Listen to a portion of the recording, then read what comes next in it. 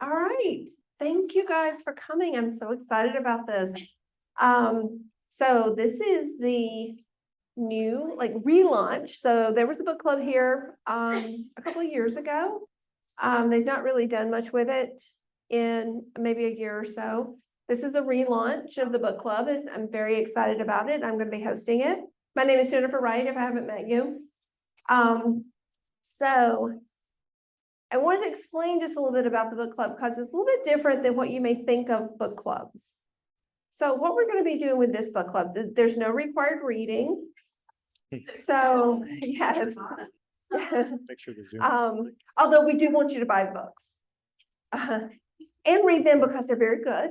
maybe 2 books. Maybe 2 books. Yeah, buy 2 books. Buy 2 books. Yeah. Okay. All right. So for this book club, we're going to be bringing in authors. So there are authors that are part of the club, and we're going to be tapping into them and hearing about their books. And we're going to be reaching out to the local community and see, bring in some other authors out there. And it's really, the purpose is to learn about the authors, learn about what they're doing, learn about why they wrote their book.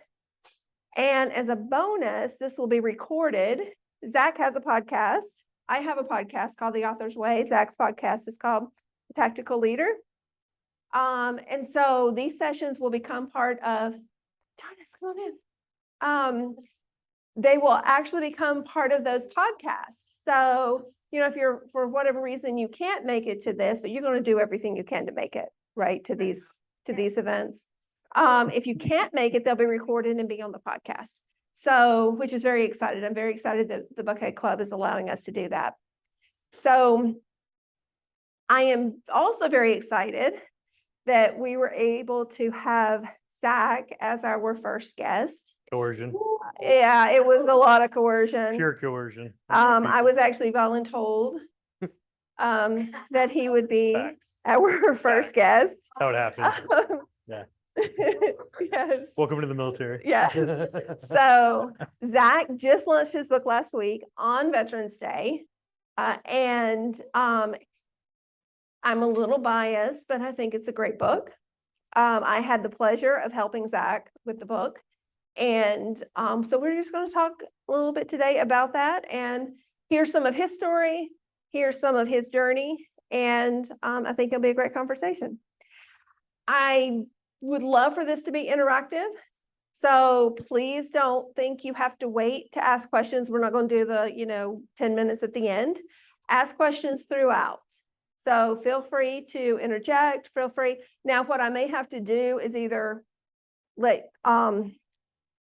give you the mic so we can hear in the recording, or I'll repeat your question. So, so we'll make sure that we can get the questions on the I need recording. my publicist to approve the questions first. No, Okay. ask whatever questions you want. Worth a shot. So we'll get started. Everybody drink bourbon and Yes. please drink a lot. Well, yes, you That might way need the it. story sounds really good. You might need it. So I'll start just a little bit with an intro. I met Zack about a year ago, a little bit more than a year ago. And first I was like, who is this person? What is he talking about? But no, Zack has been a really great business partner. Zack actually got me started with my podcast. I had a very different thing in mind. He was like, no, you should do a podcast. And so we got that started. Got it started very quickly. It was much more quickly than I was comfortable with. And he has been a great business coach and mentor through the years. And a couple of months ago, God, I can't believe it was that soon ago. It really was about 4 months ago. We got together and he wanted to talk about his book. And we kind of came up with, he had a different book in mind at the time. We talked about it. We came up with this one. Gets much more into his story, I think, than what he was comfortable with to begin with. And he did a great job of pulling it together. I was actually really, really pleased. It was a little rough to begin with, but the first draft. Thank God for spell check. Ooh. Yes. And great editors, right? But the first draft was a little rough. My process is to clean things up in editing. But he got some feedback from somebody else, and I'll let him tell the story. But when he sent me the next draft, I was blown away. And we'll get into that a little bit. So I'll let Zack kind of introduce himself a little bit, but I think you're going to be very interested in his story. He has a very, very compelling, very interesting story, and I'm really excited for you guys to hear about it a little bit today and to read it in the book. So if you haven't gotten a book, I definitely recommend it. And if I can say that after reading it 8 times, then yes, I definitely recommend the book. So Zack, introduce yourself. All right, can we get a round of shots first? Anybody? So a lot of y'all know me already. I was a police officer here in Atlanta, then joined the military. This story really picks up more on the military side of things, especially with a bad background. If you'll just come hit the mouse.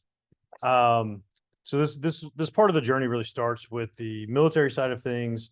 Definitely uncomfortable to write the words that are on the pages. And even more uncomfortable when Jen's over my shoulder yelling at me to write more.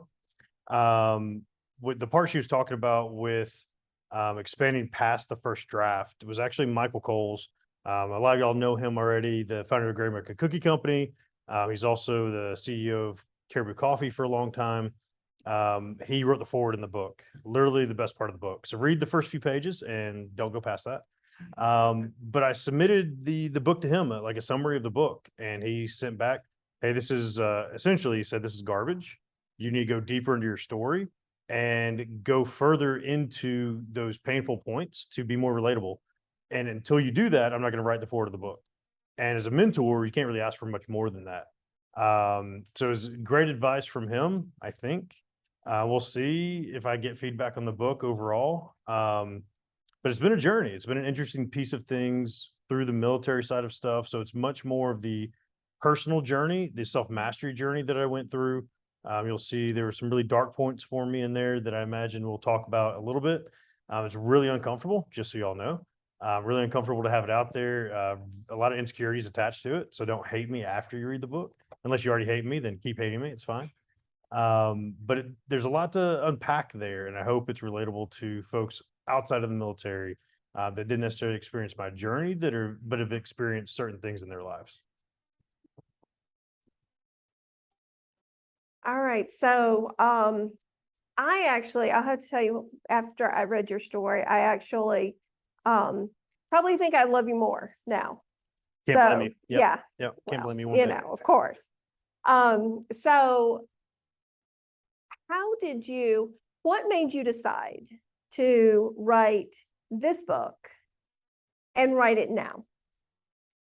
You know, was there anything about the timing? Was there anything about this particular story that you felt you needed to write? Yeah, she made me. It's funny. I told Jen I wanted to write a book about leadership. My podcast was about leadership, about the tactics in leadership. And then she saw me post several things in June on LinkedIn. I have a course that kind of goes in line with this. It's a 30-day self-mastery program, and it really goes through the step-by-step process for 30 days that I went through myself. And she saw those posts, one post a day for 30 days. And it was a piece of me trying to re-engage myself in that healing journey. And she's like, hey, this is your book. And I'm like, nope, I don't want to talk about it. Hell no, I'm not going to put that out there. And she's like, no, really, let's sit down and talk about it. And we ended up having a strategy session. If y'all know Jen, you know she loves sticky notes. So we had this 20-foot long table full of sticky notes and strategy attached to why this book was worth a darn and why the chapters and the different pieces were worth a darn. I did not mean to write this book by any means. It's definitely farther into my personal life than I'm ever comfortable with sharing. But I think it's one of those that, looking at the guys that served with me, some of my soldiers that came back, some of my soldiers that didn't come back, I think this is a story that needed to be told, to hopefully heal other soldiers, other people that have gone through traumatic situations. The next book, the leadership book, is going to happen at some point. I've been told it has to. But it's going to be a continuation and kind of a saga of legacy. But I felt like this one became the focal point As I learned where my podcast became the tactics of leadership, and it shifted over the years of being more a journey of leading yourself before you lead other people. So to me, it felt like this was an important book to get out first. Talk about how do you lead yourself? How do you get through the dark times and then turn back around and start leading other people more effectively?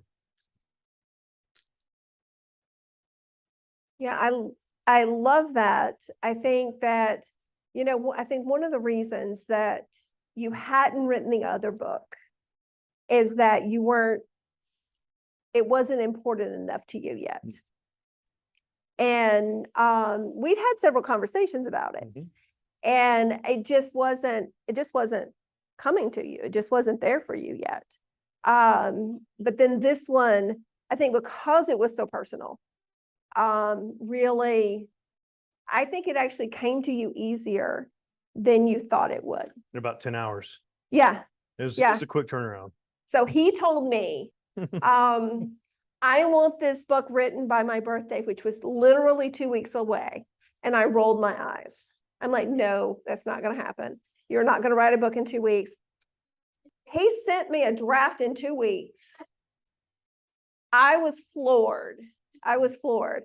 I don't think you slept for 2 weeks. What's that? But yeah, Yes. that was the draft that Michael Coles did not like. The yes. garbage draft. Absolutely. But Yeah. it was an amazing amount of information. It wasn't the whole book, but it was a pretty good start. And I was really surprised because I never expected that. I usually recommend give yourself 12 months. I think you've done it in about 5. So yeah, it's been pretty amazing. One of the things I talk to a lot of people about is their purpose. And not only their purpose in what they're doing in life, but also the purpose for the book.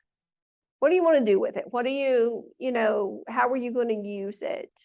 And so what do you feel like your purpose is with this book? #1 bestseller. Anybody? Wow. Anybody? No, honestly, it was kind of surprising. Over the weekend, it hit #1 new release in 2 different categories. I was actually kind of surprised by it. I was taken aback by it. And she sent me the numbers of who bought the book on Amazon. Honestly, I don't expect anybody to read it. I didn't expect anybody to buy it. Y'all are amazing. Y'all are here. But I thought like the 100 copies I bought would be like the 100 copies that were sold, right? So my goal was like buy a bunch of copies and just hand them to people, hand them out like, hey, read this. It's about me. Here's a lot of people use books as like a business card. Hey, here's a little bit about me. But what I realized was like this book is a little bit more than that, right? It's not a business book. It's not talking about much of my business journey. It's talking more about my self journey.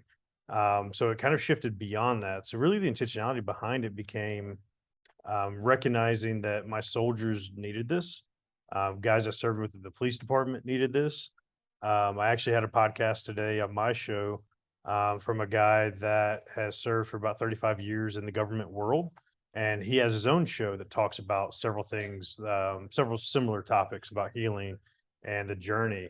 And I feel like if we have this conversation more as men, I got several guys in here, right? We don't talk about this shit, excuse the language, but as men, we don't talk about it. And until we start talking about it, we can't lose the context of men can't have emotions, right?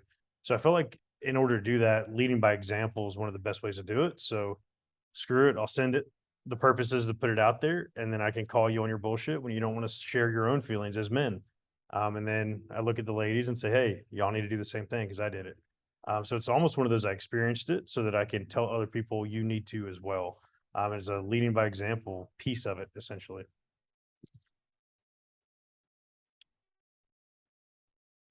And he's already after me to do that. So, Yes. but we'll see. Before we go any further, does anybody else have any questions? I don't want to dominate. No, they don't. Casey? So I would like your perspective in backing up just a little bit.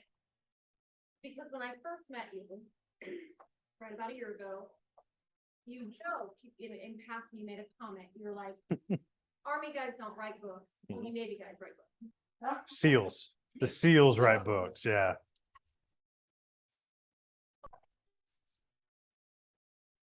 Mhm.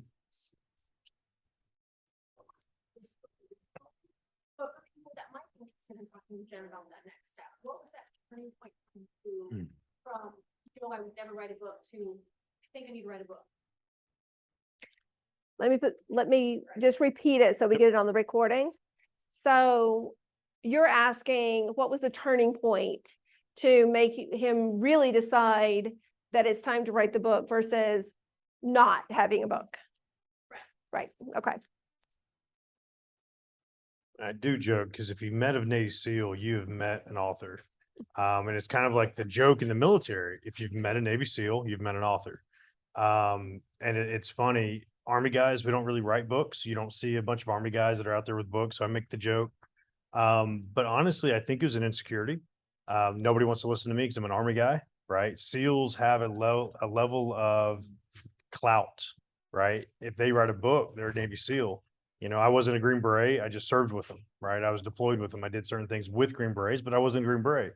So I felt like I didn't have the clout to write a book that mattered, especially in that military world when you have Jocko and Goggins and all these other people that have that level of name and recognition already. So I make that joke, but at the end of the day, what I realize is I disagree with Goggins and I disagree with half of what Jocko says. I like Jocko a lot. Goggins, I actually don't like at all. And I very much vehemently disagree with a lot of what Goggins says because it's not relatable. It's, contextually, what he's saying is inaccurate for this world. What he says is great for Afghanistan, but what he says for this world is not, I don't agree with it. So I felt like there was too much misconception going into what the military mindset was. And hey, this is what a leader looks like.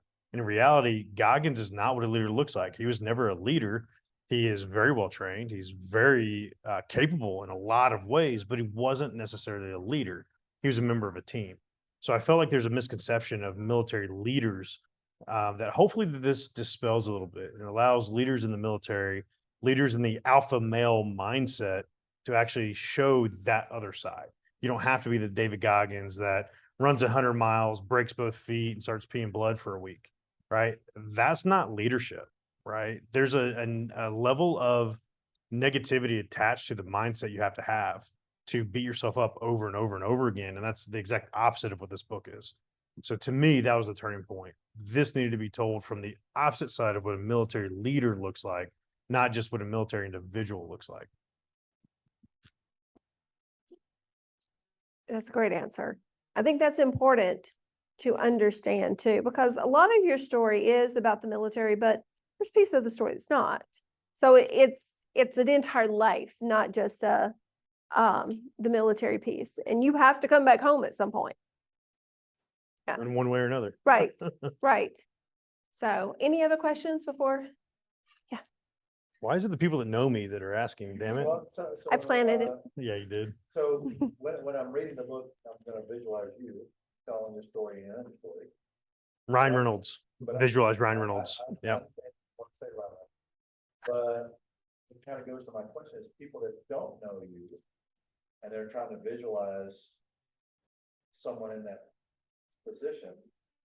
I know you want it to be Ryan Reynolds, but realistically, who are some people they're gonna kind of see acting on your story? That's a good question. So, That's a really good question. so what he asked Yeah, is, Jason. number one, he made the statement that Zach is not Ryan Reynolds. So when someone who doesn't know you reads the book, who would they, how would they picture you? Is that the gist of your question? How would they picture you? How would they visualize that? Honestly, for me, it turns into wanting them to see beyond the uniform. You see the Navy SEAL and you think the Navy SEAL, right? You think Green Berets, you think the Green Beret. So you talk a lot about the military leader. When Goggins talks, he talks about being Navy SEAL. He talks about being a Ranger. He talks about being the paratrooper and all the other, whatever the Air Force has, nobody cares about. Sorry if anybody, okay, no, nobody cares about the Air Force. Right. Yeah, the PJs in the Air Force. Let me not take away from them. They're pretty awesome. But he's the only man that's like certified in all three. And it's a really impressive feat. But when I visualize Goggins, I visualize a uniform. I don't visualize Goggins, right? I don't visualize the human being behind it. So I'm hoping people see like the person behind it, because what happens is when we come back from things we had to do, Afghanistan deployments, that uniform comes with us, but then it doesn't.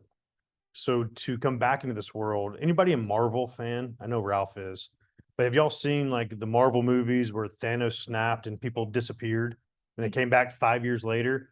For me, it was 5 seconds. For you, it was 5 years.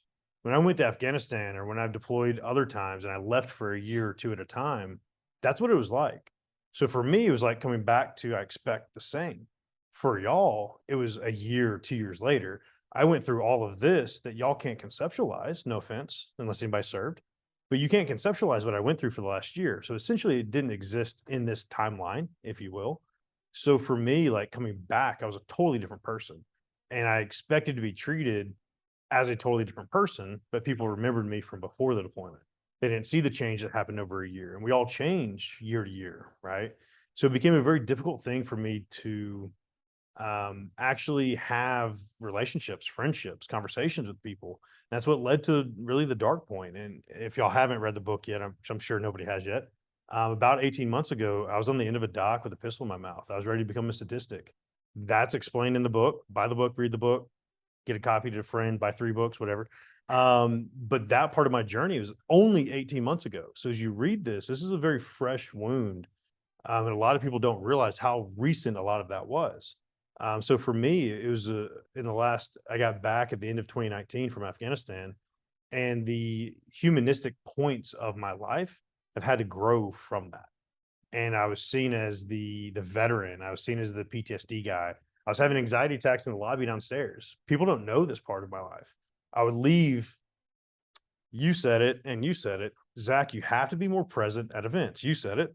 You have to be at the Bucket Club more. And I was disappearing too early. The reason I was disappearing too early is because I was having anxiety attacks downstairs in the lobby or in my truck, and like having anxiety attacks and not being able to leave the parking deck for hours or sleeping in my truck overnight here in the parking deck. People don't know that part of the story. And it's because I didn't get the humanistic part back yet. I was still living in Afghanistan and everybody else kept living life. I'm still there. And it's a really hard thing for veterans to articulate because it changes the dynamic of how I live day to day. And it took this journey to actually shift that to the person that y'all know today, past the guy that was here just a year and a half ago. It's a really deep question. Don't ask that shit again. Sorry. So I'll have to say, we've had some very deep conversations since we started this process. I've only known you since you've been back. I didn't know, that before. So I had, we all have, misconceptions, perceptions of people that we know. When I started reading the story, this is the power of the story, I think. When I started reading the story, I may get emotional here. I was crying because there were so many things that I learned about you. I had no idea. Who's got tissues? Don't do this to me. Hang on. But I think this speaks to the power of the story and the power of sharing your story and being vulnerable and allowing people. We're much closer than we were before the process, and there's just so many things that I've learned about you. And I've told him a couple of times, and like, listen, I know more about you than just about anybody here right now. You guys will learn all of this as you read it, but I know more about him than anyone in the room right now. But it has really, it's made us closer, but it's also given me an appreciation of who you are and, what you've done and why you're doing some of the things that you're doing now. So, I understand that. I understand some of the things, even though we've had some conversations about some of that stuff. So, I mean, it's just, but it's it's just the power of it. It's compelling, it's interesting, but it also really kind of reveals a lot of understanding. That's the problem with it. Yeah. The good and the It's bad. the good and the bad. Right. Yeah. Yeah. So, any other questions? Yeah, Marilyn.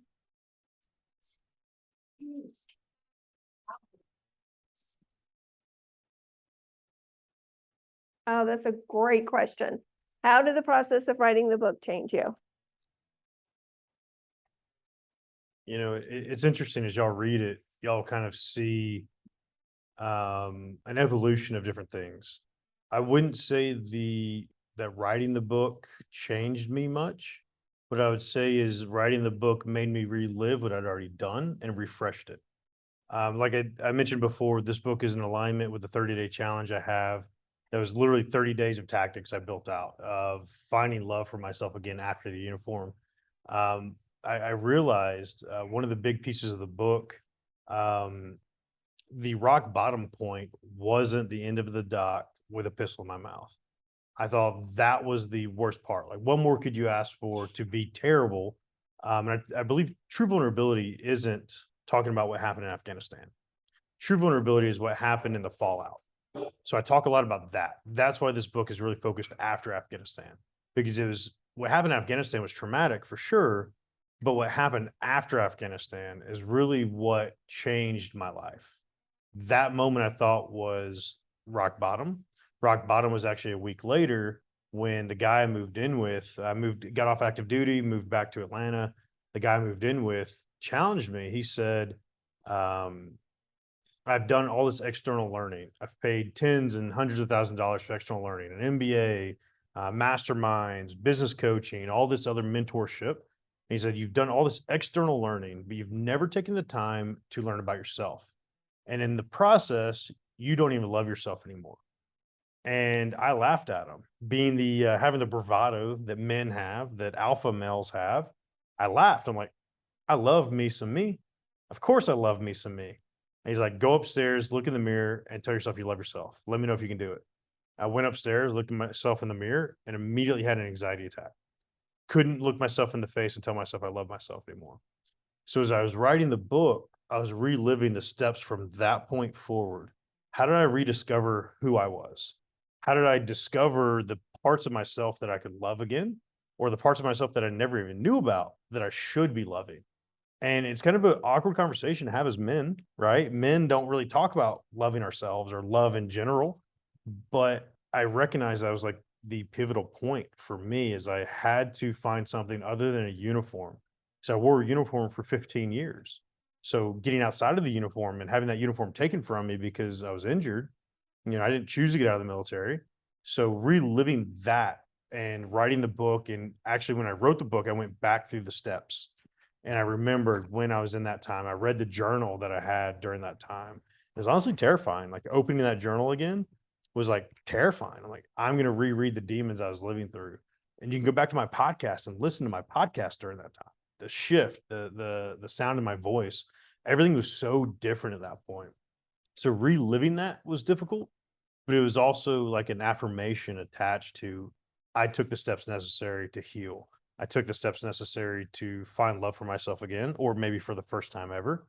And it helped me go back through that process. So it didn't necessarily change me, but it refreshed a lot of what I did before. I think we all need to reset every once in a while. And that's what this book was for me, is another step in the healing process and a good reset to get back to that point when we may lose our way occasionally. So many hands went up. Stop it. Stop asking questions. Bring shots. Because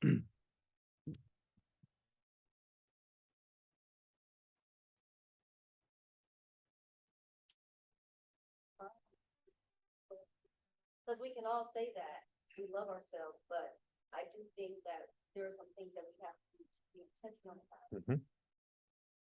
All right. So the question is for Zach, what are some of the things that you did intentionally to build that love for yourself and to grow that? Consuelo, I think you said it perfectly. My word of the year is intentionality. I will carry that into 2023 and use that as my word of the year again, because it's been so powerful for me this year. Um, I lacked intentionality with myself. I talk about it often. Some of y'all that are in the mastermind, y'all hear me say it. Selfish is not a bad word.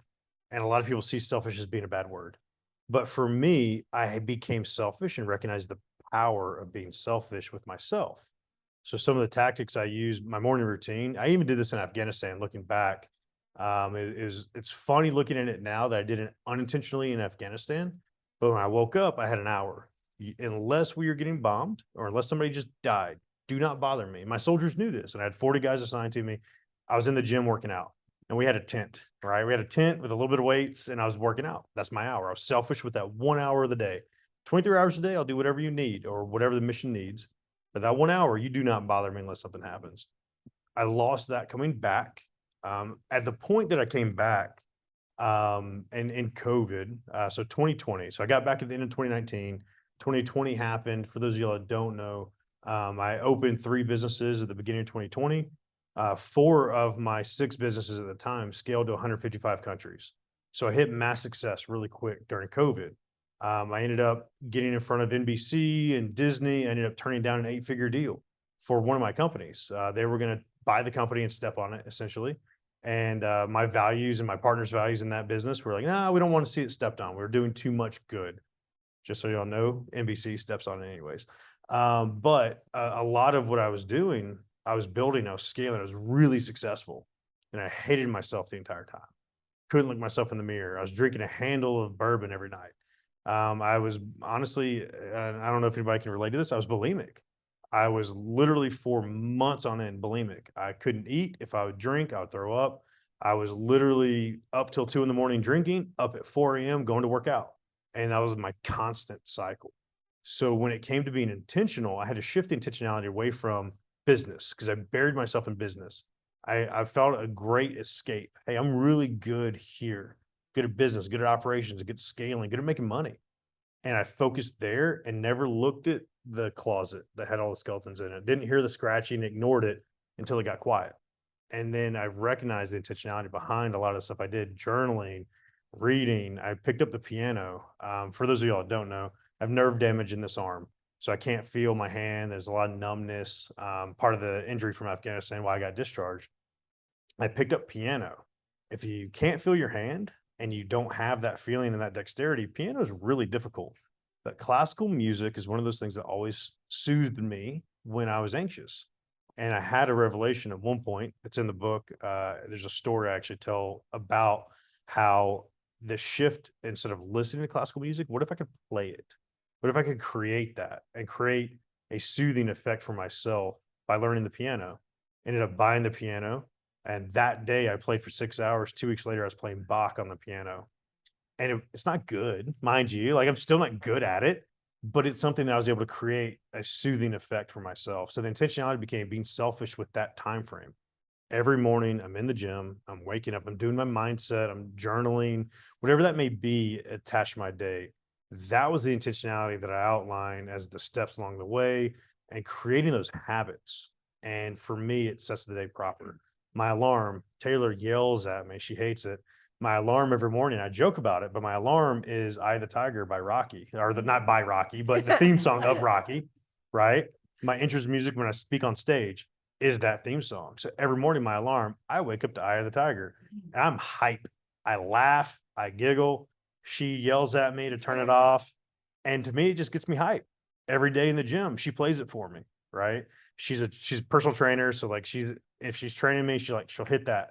And if I'm on the treadmill sucking or if my arm's hurting that day, it gets me hype again. I'm really intentional about that because I know that triggers a really happy memory for me. I don't know why. I don't know why that song, but it's my hype song. I spoke at a conference in Philly and I ran the damn stairs. I ran so fast up those stairs, she could never catch me. It was amazing. But that's part of those things that I became very intentional about. And I think that's really important for us to be selfish with yourself, to fill yourself up, fill your coffer up before you can fill into others. And that for me was a huge shift that I didn't do being a servant leader. I was always serving and never served myself before I could serve others. And that was a big shift for me. Question? I thought she had more talking to do, not more questions. Nancy's actually read some of the book. Oh, geez. Oh, God. She's opening it up. So, I'm so loved in you in bold letters that I hate it that they say I can't speak the word broken. I am broken. Gigantic letters. And because we all say, you get what you think about. We all believe, I think we all, business people think that, we all have to have positivity in our life. To start our day on a positive, we wake up, I'm having a great day because I'm alive, I'm breathing. But yet, as people, we have to sometimes get down on our knees and feel crushed. And say, honestly, I'm not doing the best that I can. I mean, that was after the look in the mirror. You can't say I love. How did the journaling start changing? Because did you want to just continue to journal? I hate this bullshit, I mean, all this positivity doesn't, weren't you journaling that? And then all of a sudden this shit? How did you come out of that? So the question refers to the journaling. And how did you shift into that and tell me if I'm interpreting it wrong. The negative. Yeah, how did you shift from the negative into the positive and, use journaling for that? I didn't. There was no shift. As human beings and the psychology behind being a human, if you sit, there's a great exercise I did at a leadership conference. You sit for 10 minutes in silence and you write every single word that comes to the piece of paper and you write it all down. Every word that comes to your mind, you write it down, or every thought that comes to your mind. Intrinsically, as humans, we go to the negative. And when I was journaling, I was going to the negative. As I continued to journal, a lot of times what I found, I was becoming very inquisitive. Why this? Why that? And as I went back and read the journal, I was asking myself a lot of questions and I became more curious about why certain things were happening, why I was reacting a certain way. I started therapy. If y'all love therapy, like hallelujah. Therapy was a huge shift for me. But the recognition of being broken, a lot of people say, don't use that terminology. Don't say you are broken. For me, that awareness, you don't fix what's not broken. That's how I was raised. If it's broken, you fix it. If it's not broken, you don't fix it. And for me, in the military, in law enforcement, it became a thing where if it's not broken, you don't fix it. You just keep going along. So you have this level of avoidance. And as I was going through therapy, I went through Emory has a veteran program that is privately funded. So it's not the VA, it's actually a phenomenal program. And my therapist through Emory, he kind of conceptualized it a little bit differently for me. And he helped me recognize that being broken wasn't a bad thing. But if you can recognize what link in a chain is broken, you will set yourself out to fix it. And he challenged me to fix that broken link. Something I, as a whole, am broken. He said, there's a part of me that needs to be fixed. So as I journaled, it became, what is broken? Why is this broken? How do I fix this? And it became a lot of those questions. And I think that it's really powerful. It was empowering for me to recognize, hey, this is broken, but damn, I'm the one that has the power to fix it. And you're the only one that has the power to fix it. So as I had that recognition, a lot shifted to taking action. And for those of y'all that know me and have been in part of the mastermind, taking action is a big piece of what I talk about. And it's because of that revelation, we have the power to take action to shift everything about what we're doing. And that's where the journaling shifted, not into a positivity, but into an inquisitive side of how this, why this, what do I do now? And that became very empowering and very actionable and tactical for me to move forward from that. Nice. All right, I'm going to ask one more question and then I'll open it up and I'll start with Shell when she's back. So now that you've met this milestone, which is a pretty big milestone, what's your next thing? Which one? So in the literary world, I have a journal we're working on right now. a 90-day journal really focused on tactics and action steps, a workbook that is in alignment with the course. If you want to go through a workbook instead of a virtual course, and that piece, there's more that goes to this book. As you go through the book, there are a lot of QR codes. I wanted it to be very interactive. So there are different pieces where you scan and you go to different pieces of my community. And I wanted to make sure that there was a capability to interact with each other. So building the community is one piece of that next step. Beyond that, ATL Vets that you're a part of, you're on the board of the ATL Vets. I just started a 501c. I moved out of 6 of my businesses last year, focused on business coaching, consulting, and then ATL Vets is a 501c for veteran business owners. And I recognize the best way to make an impact with my fellow veterans, my fellow business owners, was to be in the forefront. This book was a huge boot in the ass to move forward. And I think that piece of it is trying to get more intermingled, and y'all know as part of the group, like, I want more people in our community, more people that give a shit, more people that want to take action. And that's what's happening with business builders. That's what's happening within the club. It's different pieces where I want to take more action with more people and create a movement of loving ourselves, a movement of shifting into how do we integrate work and life. There is no balance. Like, let's get past that. There is no balance. There's an integrated life. My integrated life is selling books for me tonight, right? And she's my photographer and she's my cheerleader. And then it flips and I'm her videographer. And then there's an integrated life that we can all find, and we can all do that together, but it has to be together. So the next step for me is to integrate more battle brews and having the veteran community with the business community, with all of us together in a way that we all grow together. And that's my big call to action from all of this. If we can get together and build and grow and have these conversations, I think we can all really be a hell of a lot more successful in business, but also in life. And that's my next step. And she's a part of it. So watch out for her. I love what you're doing with the veteran community. I think there's so many important things to be done there. And, you know, with the ATL Vets, I think that's going to be a phenomenal organization. I'm so excited about that. So we have time for just a couple more questions. So I think Cheryl, you had a question? I did, but you probably know what thing. Probably not, but go ahead. Hit me with it.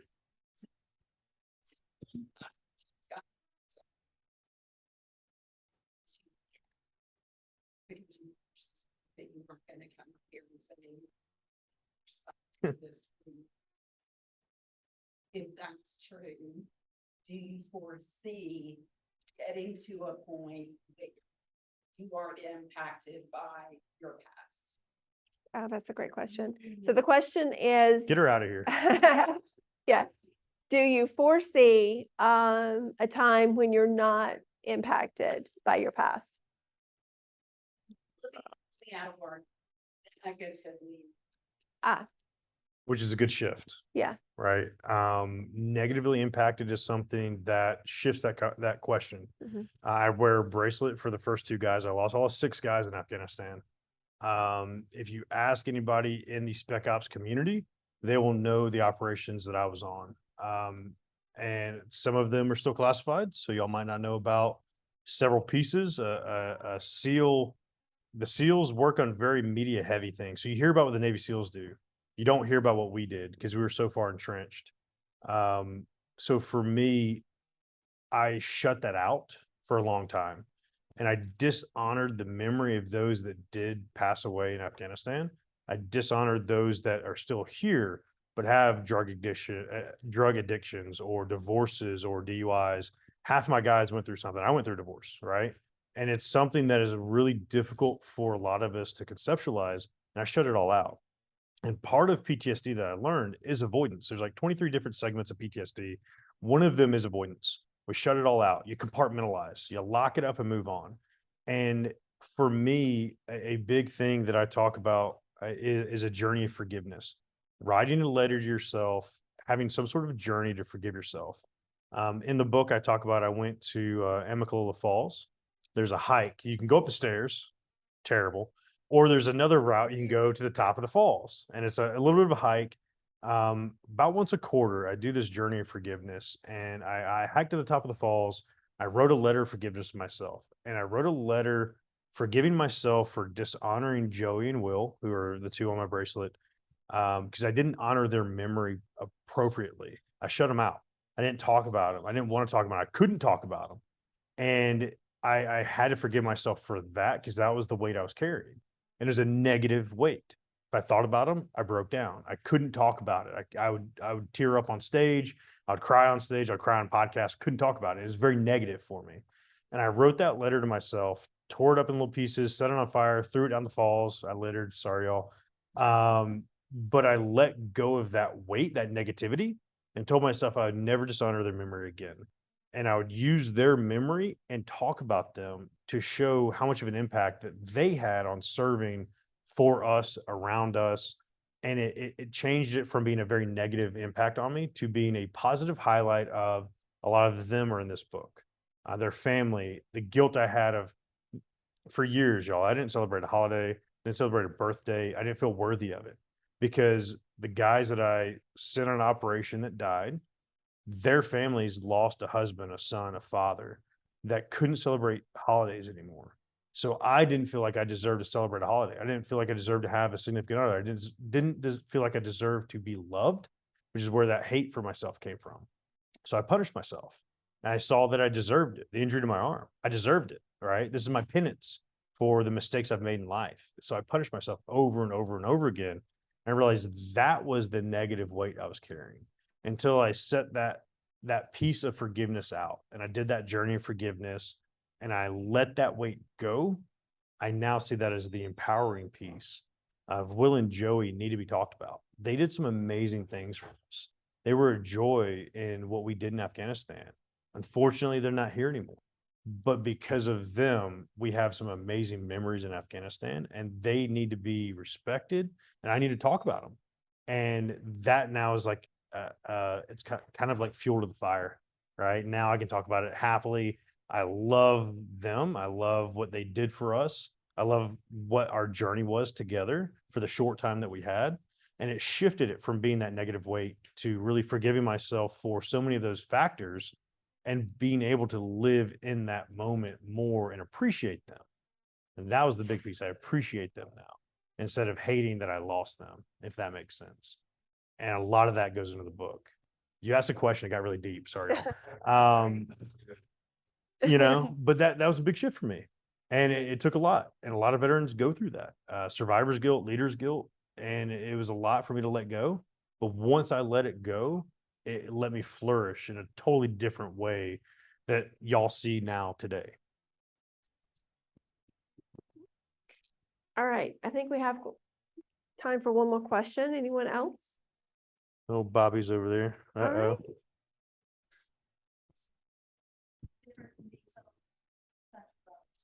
Mhm. So I'm curious, I haven't read the book yet, and actually I'm even more interested in ordering it, and sending it to one of the veterans that, especially in the Army, my brother. When you were writing the book, this is a personal question, so any answer is okay. You don't have to give me direct, but when you were writing the book, and I mean, like, the first draft you gave her was like, from your guts. What was your true north? Who were you speaking to? Were you speaking to your inner self? Were you speaking to that didn't come back with you? Were you speaking to the rest of us who don't have that experience? You could say it's everyone, but there's something that you were speaking to that made it just fun. Okay, so the question is, when you were writing the book, who were you writing it to? And who were you thinking about? Who were you writing it for? So initially I was writing it to the people that would buy stuff from me. And I'll be blunt about it. I wanted to write a book because I feel like I have a certain level of knowledge and experience that was relatable. And I had a course, so I wanted to back up the course. And that's what Michael Coles called me on. He said, "Hey, this book is so surface level. You're not going deep. You're not putting the emotion attached to it." And he knows the story. He's been there for a lot of it. And he's been an amazing mentor that, for those of y'all that know, he was, almost paralyzed with a motorcycle accident. We went through similar injuries. As part of his recovery, set records for bicycling across the country. So he used something that people said he could never do to motivate him to do.